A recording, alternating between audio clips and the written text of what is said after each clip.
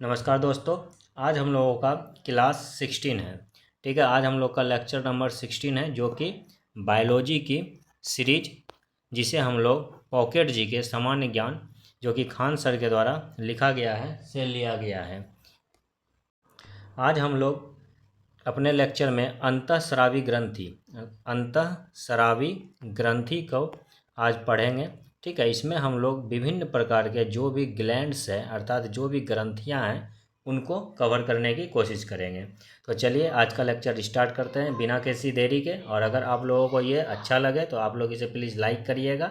अपने दोस्तों को जिसे ज़रूरत है, जिसे बायोलॉजी सही ढंग से समझ में नहीं आती है, आप लोग उनको ज़रूर शेयर कीजिएगा, ताकि वो अच्छे से समझ के अपनी तैयारी को जारी रख सके। तो चलिए आज का लेक्चर हम लोग स्टार्ट करते हैं। अंतःस्रावी तंत्र या इंडोक्राइन सिस्टम।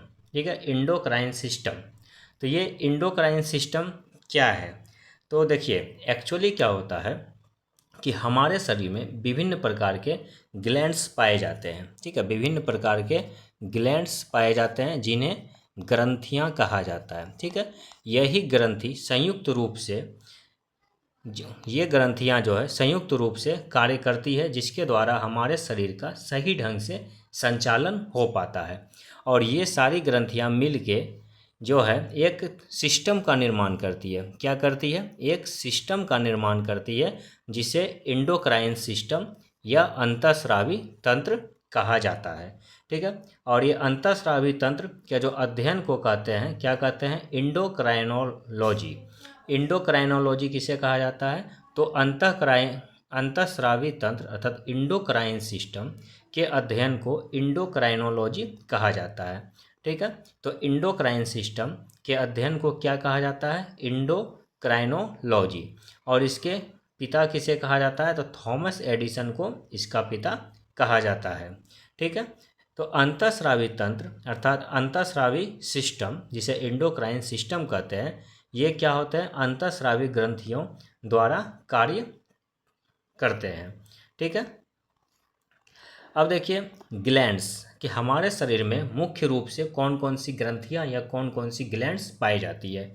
तो हमारे शरीर में मुख्य रूप से 3 प्रकार की ग्रंथियां या ग्लैंड्स पाई जाती है। ठीक है, जिसमें पहला है बहिस्रावी ग्रंथियां, दूसरा अंतःस्रावी ग्रंथियां, और तीसरी है मिश्रित ग्रंथियां। ठीक है, 3 प्रकार की ग्लैंड्स पाई जाती है: बहिस्रावी ग्रंथि, अंतःस्रावी ग्रंथि और मिश्रित ग्रंथि। बहिस्रावी ग्रंथि में कौन कौन आते हैं? तो लीवर, लार, पसीना ग्रंथि, अश्रु ग्रंथि और दुग्ध ग्रंथि, ये सभी बहिस्रावी ग्रंथि में आते हैं। अंतःस्रावी ग्रंथि में कौन आए? तो हार्मोन्स। हार्मोन जो है ये अंतःस्रावी ग्रंथि में आते हैं, और हार्मोन का कार्य क्या आता है? ये उत्तेजना प्रदान करते हैं। ठीक है, और मिश्रित ग्रंथियां में कौन है? तो अग्न्याशय या जनन ग्रंथि मिश्रित ग्रंथि की श्रेणी में आते हैं। तो इसको याद करने का सबसे सिंपल तरीका क्या है कि अगर बहिस्रावी ग्रंथि कही जाए, तो बहिस्रावी ग्रंथि जिसके द्वारा बाहर, हमारे शरीर से बाहर पदार्थ निकलता है। ठीक है, जैसे लार ग्रंथि। तो लार ग्रंथि से क्या होता है कि हमारे मुख से लार निकलता है, और लार में कौन सा एंजाइम पाया जाता है? तो लार में टाइलिन नामक एंजाइम पाया जाता है। तो ये लार ग्रंथि क्या हो गया? तो लार हमारे मुंह से बाहर निकलता है, तो ये बहिस्रावी ग्रंथि हो गया। पसीना ग्रंथि, हमारे शरीर से पसीना त्वचा के माध्यम से बाहर निकलता है, तो ये पसीना ग्रंथि क्या हो गया? बहिस्रावी ग्रंथि हो गया। उसी तरह से अश्रु ग्रंथि। अश्रु ग्रंथि, हमारे आँखों से आंसू बाहर निकलते हैं, तो ये भी शरीर से बाहर की ओर निकलते हैं, तो ये अश्रु ग्रंथियाँ कौन सी ग्रंथि हो गई? बहिस्रावी ग्रंथि। और दुग्ध ग्रंथि, दूध भी हमारे शरीर से बाहर निकलता है, तो ये दुग्ध ग्रंथि कौन सी ग्रंथि हो गई? बहिस्रावी ग्रंथि। अंतःस्रावी ग्रंथियाँ उन ग्रंथियों को कहते हैं जो कि हमारे शरीर के अंदर ही उसका निर्माण होता है, तथा हमारे शरीर के अंदर ही वो स्रावित होती है, अर्थात निष्कासन भी उसका हमारे शरीर के अंदर ही होता है। जैसे हार्मोन्स। हार्मोन एक प्रकार का उत्तेजक पदार्थ है, जो कि हमारे शरीर में उपस्थित होता है। ठीक है, और इसका निर्माण होता है। बहुत से प्रकार के हार्मोन पाए जाते हैं, जिसे हम लोग आगे अभी डिस्कस करेंगे। और इन हार्मोन की कमी से तथा हार्मोन की अधिकता से भी बहुत प्रकार के रोग होते हैं। ठीक है। और तीसरी आती है मिश्रित ग्रंथियाँ। मिश्रित ग्रंथियाँ वैसी ग्रंथियाँ जो कि बहिस्रावी ग्रंथि और अंतःस्रावी ग्रंथि दोनों के जैसा कार्य करती है। ठीक है। अब ये हार्मोन शब्द जो है, हार्मोन शब्द किसने दिया? तो हार्मोन शब्द स्टर्लिंग ने दिया। किसने दिया? स्टर्लिंग ने हार्मोन शब्द को दिया। और प्रथम खोजा गया हार्मोन कौन सा था?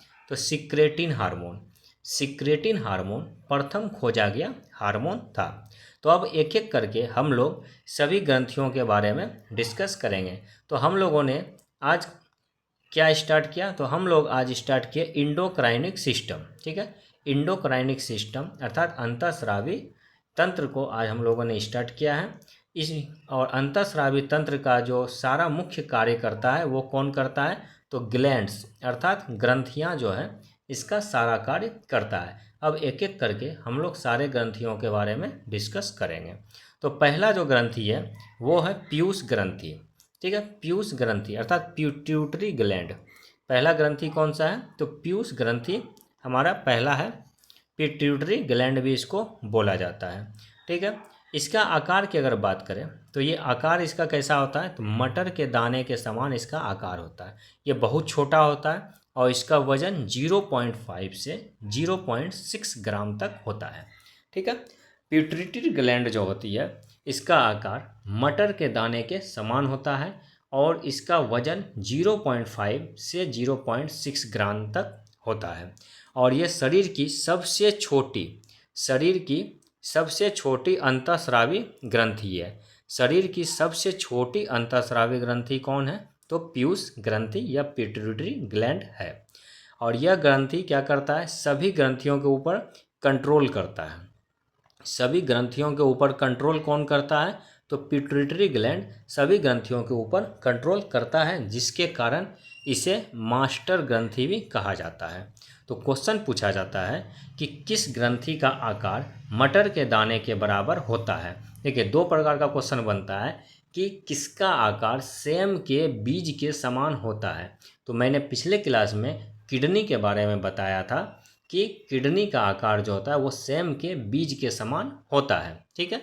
और पिट्यूटरी ग्लैंड का कैसा आकार होता है? तो मटर के दाने के बराबर उसका आकार होता है। ठीक है। तो यहाँ कंफ्यूज नहीं होना है।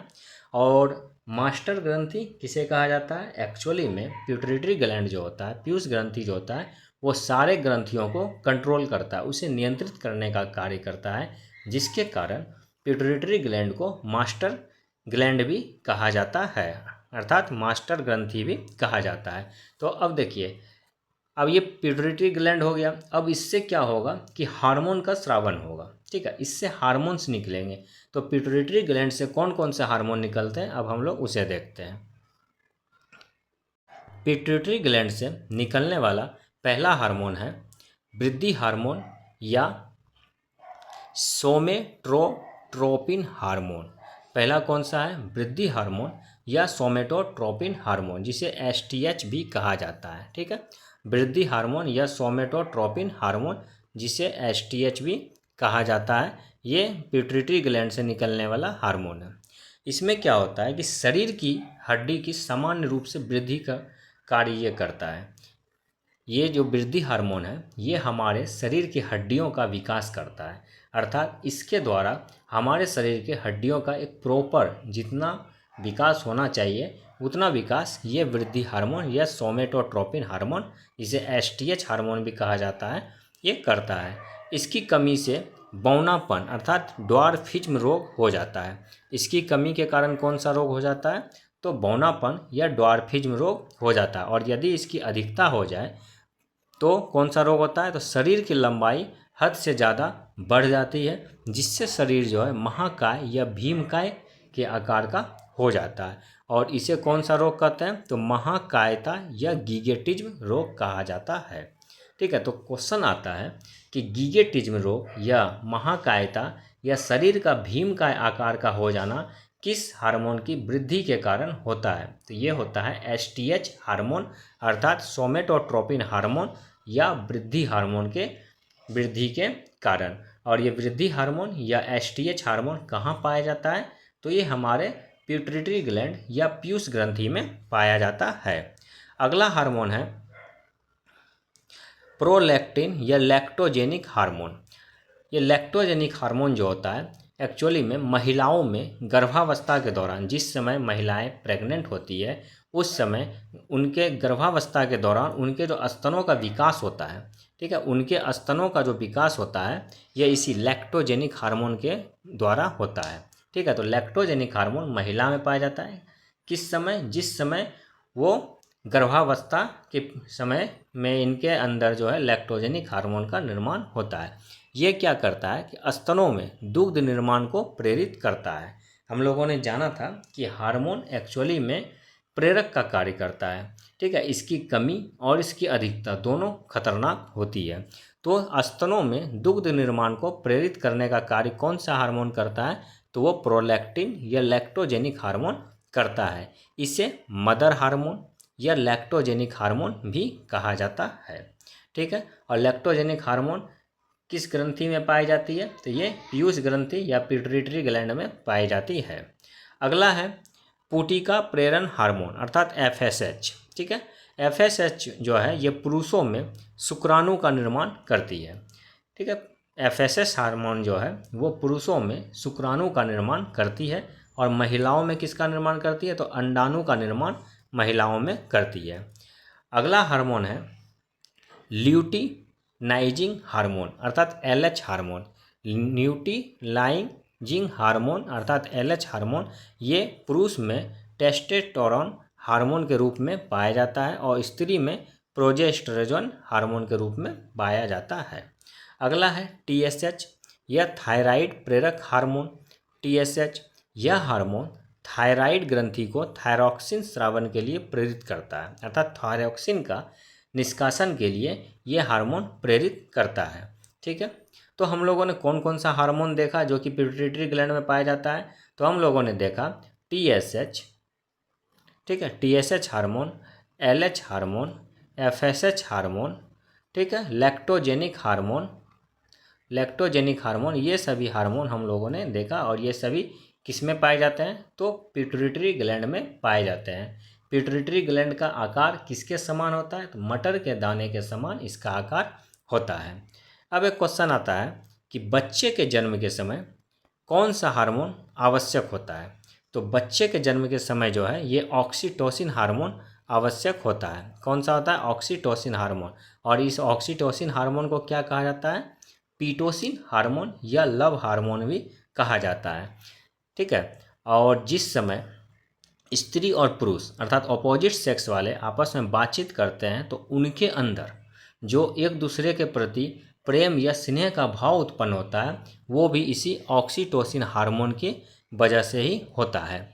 और ऑक्सीटोसिन हार्मोन की अगर अधिकता हो जाती है तो उसके कारण जो भी मतलब गर्भावस्था की अवस्था वाली स्त्री होती है तो उसका गर्भपात होने की संभावना ज़्यादा हो जाती है, ठीक है।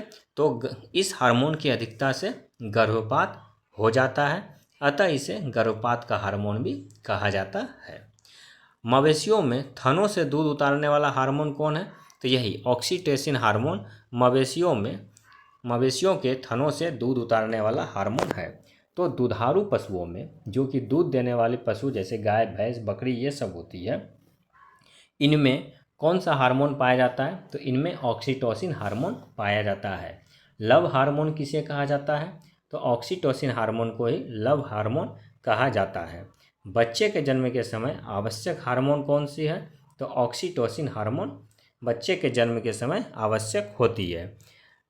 हमारे शरीर की हड्डियों का सामान्य रूप से विकास के लिए कौन सा हार्मोन आवश्यक होता है, तो वो होता है STH, बताया था STH सोमेटोट्रोपिन हार्मोन। इसकी कमी से क्या होता है, बौनापन होता है और वृद्धि से गिगेटिज्म अर्थात महाकायता का रोग हो जाता है, ठीक है।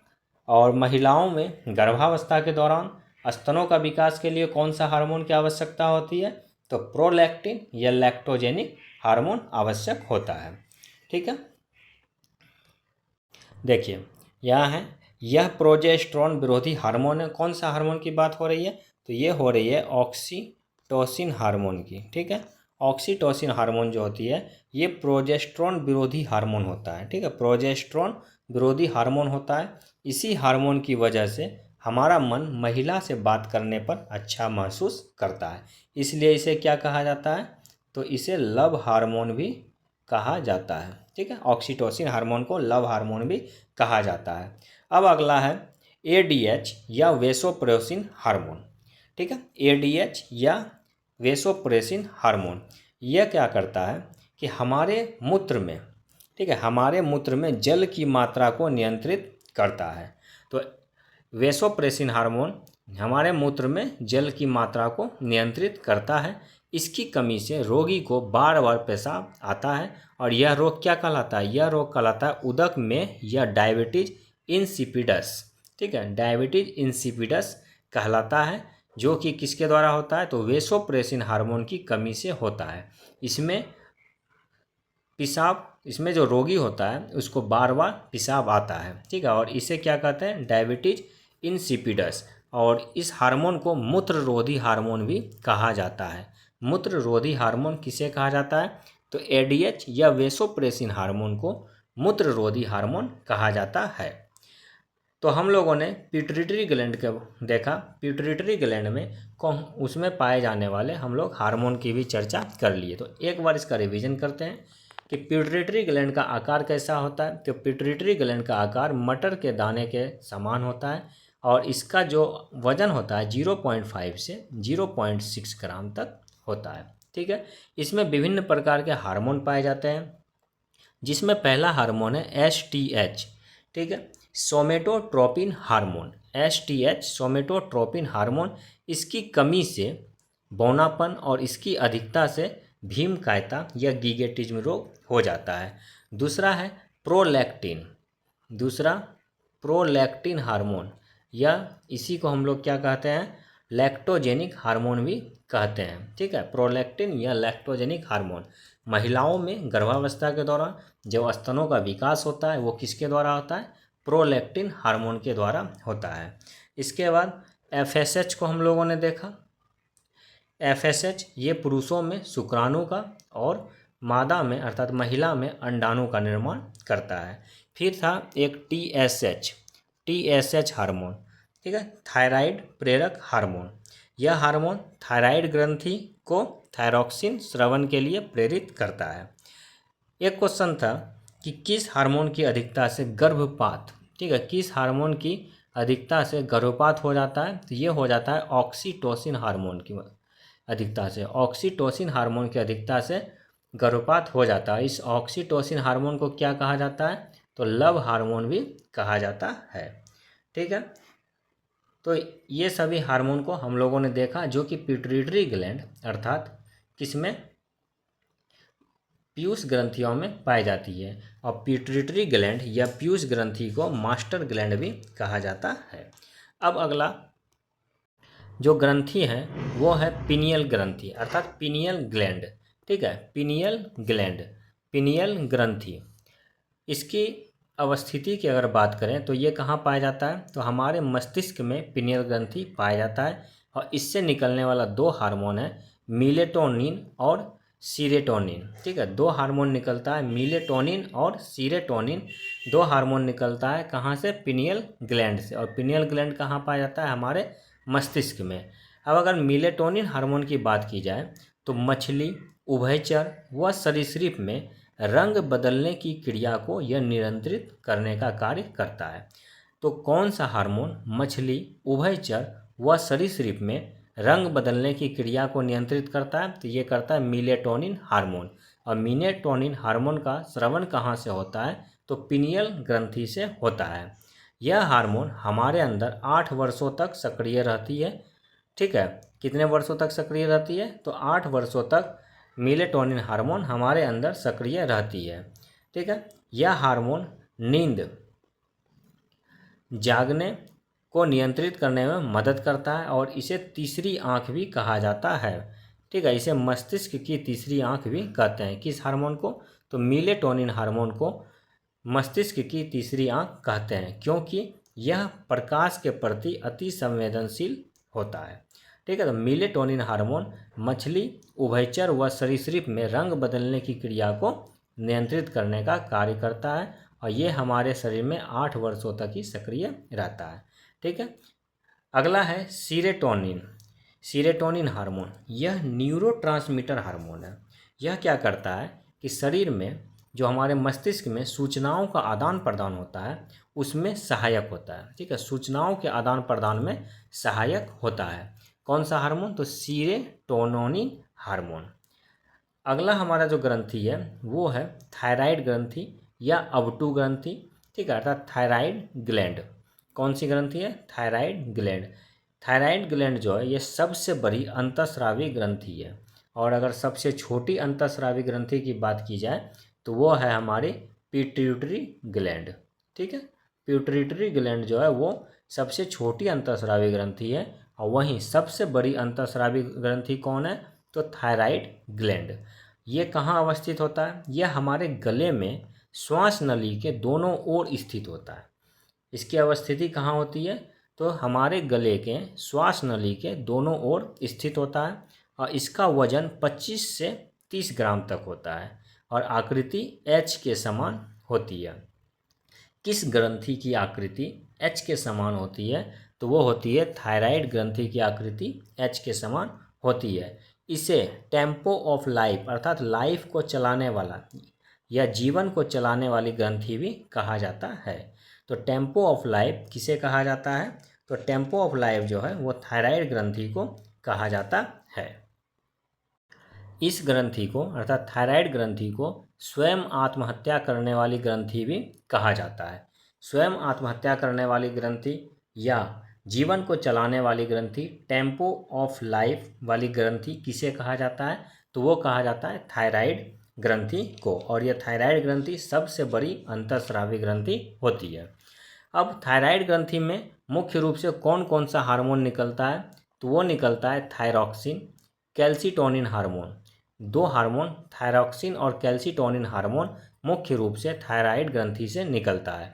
इसमें थायरॉक्सिन जो है इसमें आयोडीन पाया जाता है, अर्थात आयोडीन युक्त हार्मोन कौन सा है? तो थायरॉक्सिन हार्मोन आयोडीन युक्त हार्मोन है। और यह शरीर के ताप को बढ़ाता है। ठीक है, शरीर के ताप को बढ़ाता है, साथ ही साथ लैंगिक इच्छाओं को प्रेरित करता है। यह ऊर्जा उत्पन्न करने वाला हार्मोन है, इसलिए इसे कैलोरीजेनिक हार्मोन भी कहा जाता है। थायरॉक्सिन हार्मोन में आयोडीन पाया जाता है और यह शरीर के ताप को बढ़ाता है, साथ ही साथ लैंगिक इच्छाओं को प्रेरित करता है। और यह ऊर्जा उत्पन्न करने वाला हार्मोन है। तो ऊर्जा उत्पन्न करने वाला हार्मोन कौन सा है? तो थायरॉक्सिन हार्मोन। और थायरॉक्सिन हार्मोन कहाँ पाया जाता है? तो ये पाया जाता है थायराइड ग्रंथि में। और कैलोरीजेनिक हार्मोन किसे कहा जाता है? तो इसी थायरॉक्सिन हार्मोन को ही कैलोरीजेनिक हार्मोन भी कहा जाता है। इसकी कमी से जरमानवत रोग होता है। ठीक है, जरमानवत रोग क्या है? कि इसमें बच्चों का विकास रुक जाता है। जरमानवत रोग में बच्चों का विकास रुक जाता है तथा बच्चे कैसे हो जाते हैं? बौने हो जाते हैं, जिन्हें जरमानव या अवटुमन या क्रिटिन कहते हैं। और इस रोग को क्या कहते हैं? अवटुमानवता या क्रिटिनिज्म। ठीक है, क्रिटिनिज्म या अवटुमानवता कहते हैं। ये किसकी कमी से होता है? तो ये होता है थायरॉक्सिन हार्मोन की कमी से। अगला है घेंगा रोग या गलकंड या ग्वाइटर।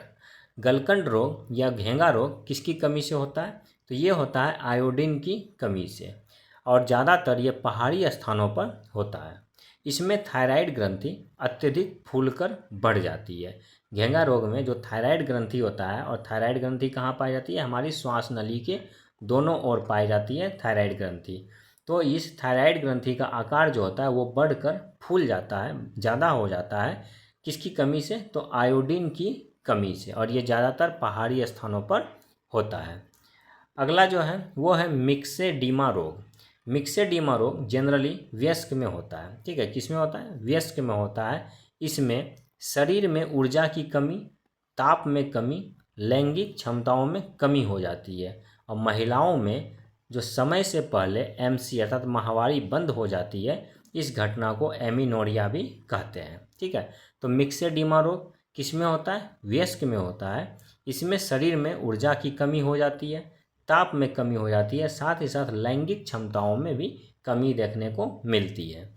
अब इसकी अधिकता से कौन कौन सा रोग होता है, तो थायरॉक्सिन हार्मोन की अधिकता से एक्सोप्थेल्मिक गॉइटर और प्लूमर रोग 2 प्रकार की बीमारी होती है। एक्सोप्थेल्मिक गॉइटर और प्लूमर रोग थायरॉक्सिन हार्मोन की अधिकता से होती है। तो अभी तक हम लोगों ने क्या देखा कि अभी हम लोगों ने ग्लैंड्स के बारे में पढ़ा, ठीक है। ग्लैंड्स के बारे में पढ़ा जिसमें हम लोगों ने पहला पिट्यूटरी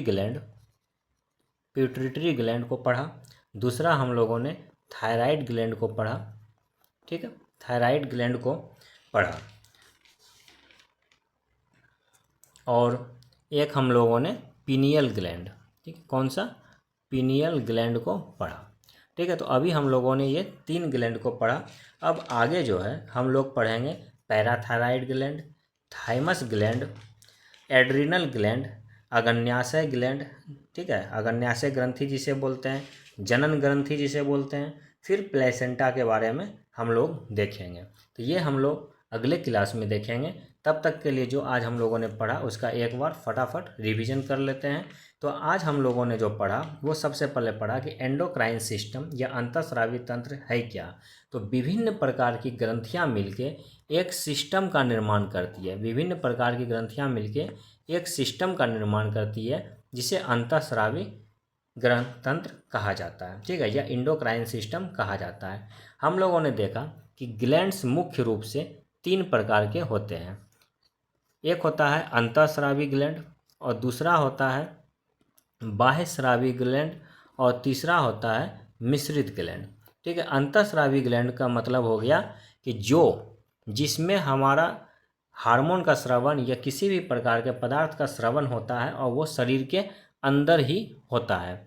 बाह्य ग्रंथि किसे कहा गया, जिसमें कि हमारे शरीर के बाहर पदार्थ का स्रावन होता है, जैसे पसीना ग्रंथि या अश्रु ग्रंथि, लार ग्रंथि, दुग्ध ग्रंथि, ये सभी बाह्य ग्रंथियां होती है। और एक होता है मिश्रित ग्लैंड अर्थात मिश्रित ग्रंथि, जैसे अग्न्याशय ग्रंथि या जनन ग्रंथि।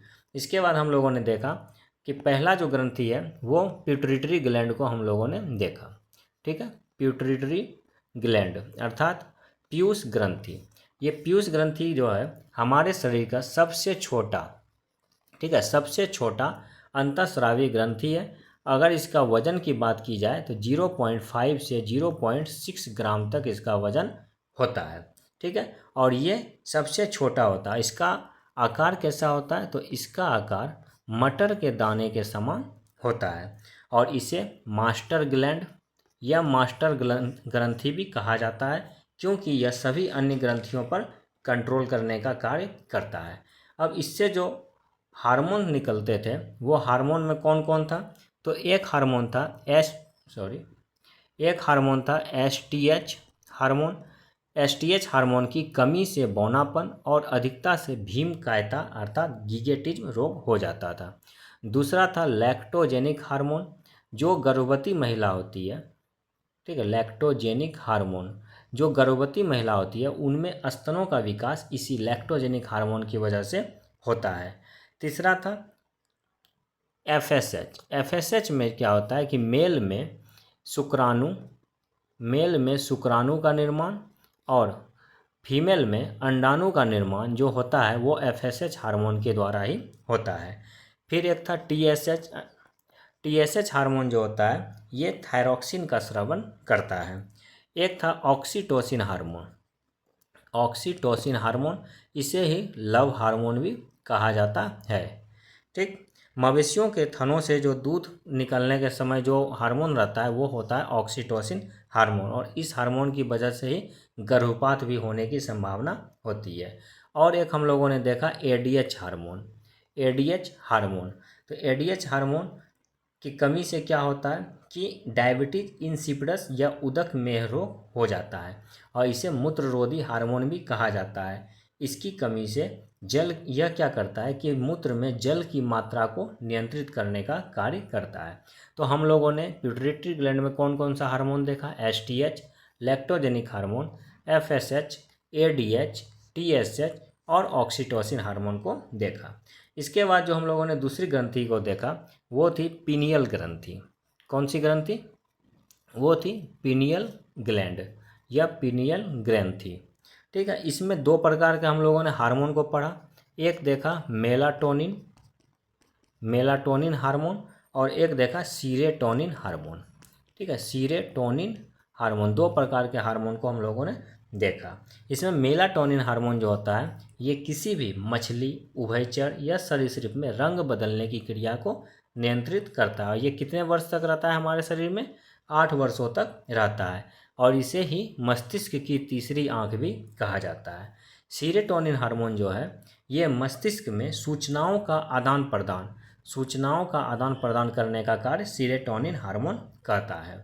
तीसरा हम लोगों ने देखा थायराइड ग्रंथि। कौन सा ग्रंथि? तो ये देखा हम लोगों ने थायराइड ग्लैंड या थायराइड ग्रंथि। ये सबसे बड़ी अंतःस्रावी ग्रंथि होती है। ठीक है, सबसे बड़ी अंतःस्रावी ग्रंथि है और इसका आकार कैसा है? एच के जैसा है। ठीक है, और इसे टेम्पो ऑफ लाइफ अर्थात जीवन चलाने वाली और साथ ही साथ आत्महत्या वाली दोनों, ठीक है, जीवन चलाने वाली और आत्महत्या वाली दोनों प्रकार का ग्रंथि कहा जाता है। किसे? थायराइड ग्रंथि को। इसमें जो हार्मोन है दो प्रकार का हार्मोन था। एक था थायरॉक्सिन हार्मोन, ठीक है, एक था थायरॉक्सिन हार्मोन और दूसरा था कैल्सीटोनिन हार्मोन। कैल्सीटोनिन हार्मोन, दो प्रकार का हार्मोन था, थायरॉक्सिन हार्मोन और कैल्सीटोनिन हार्मोन। इसकी कमी से कौन कौन सा रोग होता था? तो मिक्सेडीमा रोग, घेंगा रोग, और घेंगा रोग किसकी कमी से होता था? आयोडीन की कमी से होता था। तो अभी तक हम लोगों ने यहाँ तक समझा। दोस्तों, जैसा कि आप लोग जान रहे हैं कि ये सारा जो है मैंने नोट्स, ये सामान्य ज्ञान पॉकेट जीके जो कि खान सर के द्वारा लिखी गई है। ठीक है, ये खान सर के द्वारा लिखी गई है। इससे मैंने ये सारा क्वेश्चन लिया है। ठीक है, सारा नोट्स मैंने लिया है। आप लोग भी इसी प्रकार का प्रॉपर नोट्स बनाइए और प्रॉपर ढंग से इसका रिवीजन करते जाइए। इसके पहले तक मैंने पूरे 15 क्लास को किया जिसमें बहुत से टॉपिक को कवर किया गया है। आप लोगों से रिक्वेस्ट है कि आप लोग पिछला जितना भी क्लास है उन सभी क्लास को आप लोग देखें, उसको समझें, उसका एक प्रॉपर नोट्स बनाएं और बार बार मल्टीपल टाइम रिवीजन करें। मैं जैसा कि अपने हर वीडियो में कहता हूं कि revision is the key of success. ठीक है, बिना रिवीजन के किसी भी कंपटीशन एग्जाम में आप लोग सफलता नहीं प्राप्त कर सकते हैं। तो आप लोगों से रिक्वेस्ट है कि आप लोग बार बार मल्टीपल टाइम्स रिवीजन करते रहें। साथ ही साथ मैं इन सभी का MCQ सीरीज भी साथ साथ में लाते जा रहा हूं, जिसमें मैंने 2 MCQ सीरीज, एक सेल के ऊपर जिसमें 100 क्वेश्चन है और दूसरा विटामिन के ऊपर, उसमें भी 100 क्वेश्चन है। ये 2 सीरीज को मैंने लाया है, आप लोग उसे भी ज़रूर देखें। तो बने रहिए आप लोग। साथ ही साथ अच्छा लगे तो आप लोग इसे ज़रूर प्लीज़ एक लाइक कीजिए और अपने ज़रूरतमंद दोस्तों तक इसे ज़रूर पहुंचाइए जिन्हें बायोलॉजी हार्ड लगता है। तो मिलते हैं हम लोग अपने अगले लेक्चर में, लेक्चर नंबर 17 में, जिसमें हम लोग जो बचे हुए ग्रंथियां हैं, ठीक है, जैसे पैराथाइड ग्रंथि, थाइमस ग्रंथि, अग्न्याशय ग्रंथि, जनन ग्रंथियां, इन सबों को देखेंगे। ठीक है, तब तक के लिए धन्यवाद।